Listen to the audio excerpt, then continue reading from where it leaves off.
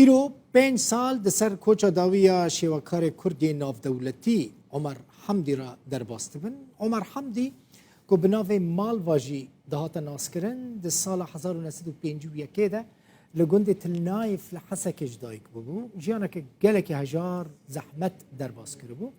وی لگلک دزگهین سوری جی وک شیوکار کار کربو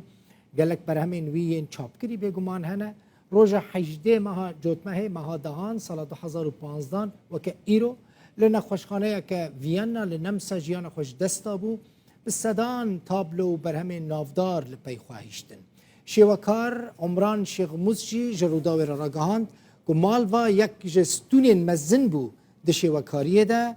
که د سردما ویده تو شیوکار نافدار وکه نهات نبون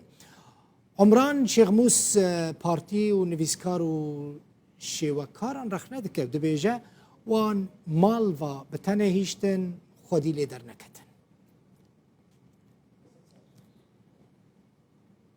شارع سر دایکن کردا پیشمال کیوانی رنگین سجادهوانی سور و زر و حمرنگ بهبره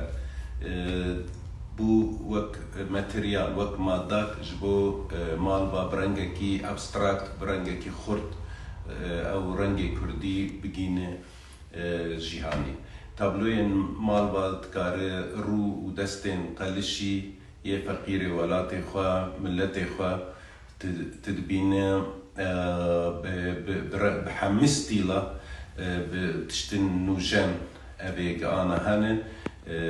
تدبيني بورتري برنجكي خرط وتابلوين قلكي مزن بورتري شكرنا تدبيني ابستراكت قلكي خرط خبديه